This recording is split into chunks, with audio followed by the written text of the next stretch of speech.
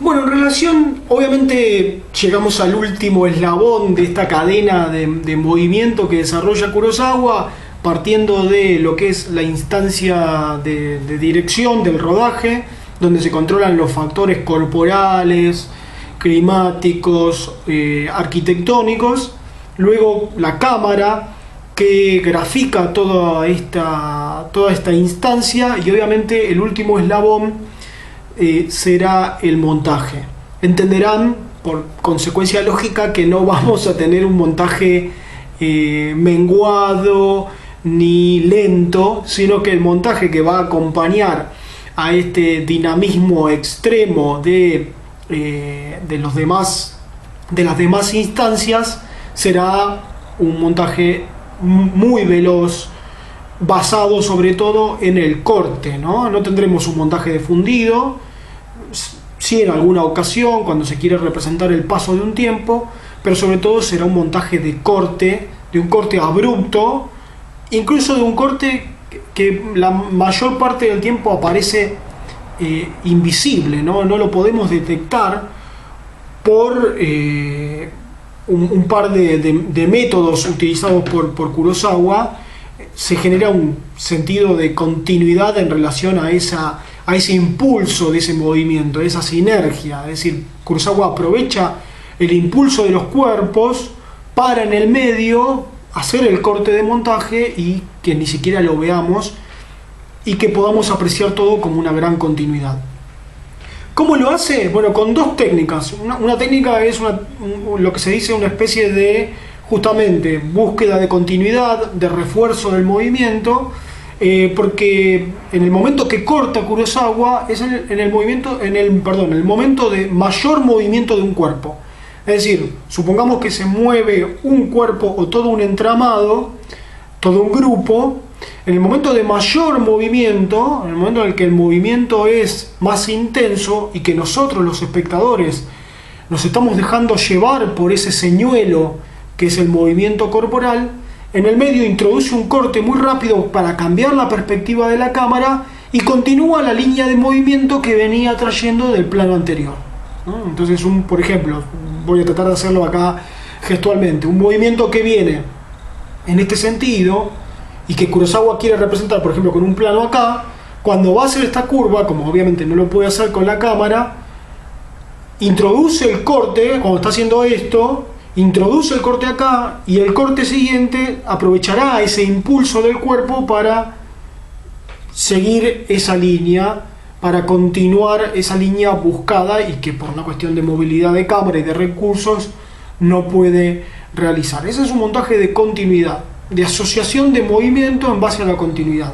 Pero tiene otro tipo de montaje, que es el montaje de alguna forma de oposición del movimiento, ¿no? Donde hay si se quiere, un corte, pero no un corte que anula el movimiento, sino que lo retroalimenta. Por ejemplo, es muy usual que veamos en alguna de las escenas de sus películas un movimiento que se va extinguiendo, ¿no? Puede ser, por ejemplo, la muerte de una persona, o una persona dormitando, o el final el movimiento de un río llegando a su desembocadura. Bueno, ahí el final de un movimiento, algo que va menguando hacia su extinción.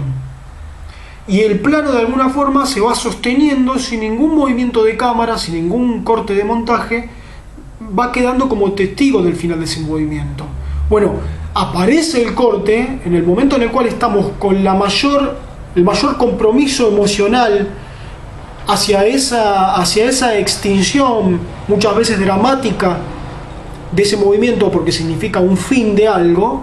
Cuando vemos eso como un crepúsculo del movimiento, lejos de relajarnos y entrar en una especie de espacio de negrura con una placa en negro o en un reposo, Kurosawa rápidamente introduce un corte de montaje donde lo que va a aparecer en el plano siguiente es un movimiento naciente o un movimiento en un desarrollo pleno.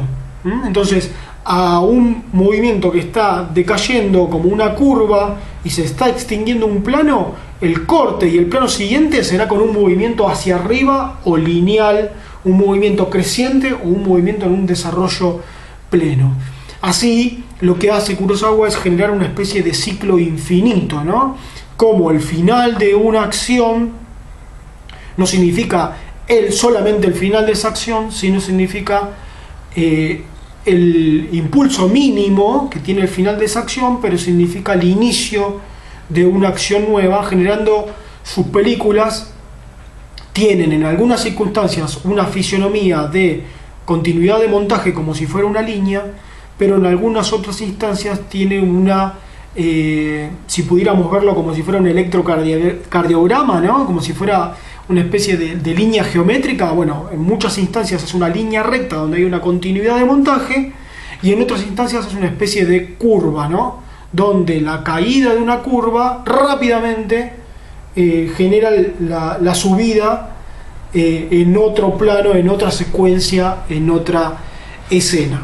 Esto justamente es lo que le permite tener a sus películas más allá de la extensión, porque tenemos una película como Los Siete Samuráis que dura 3 horas y media, 3 horas 40, y sin embargo decimos, bueno, ¿cómo se renueva la película y se sostiene en el tiempo? La verdad es que más allá de algún momento no sentimos aburrimiento, la película no deja caer nuestra expectativa.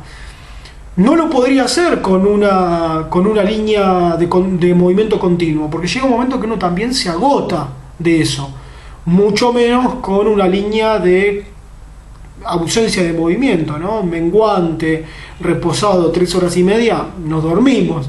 Bueno, ¿cómo lo hace? ¿Cómo lo sostiene?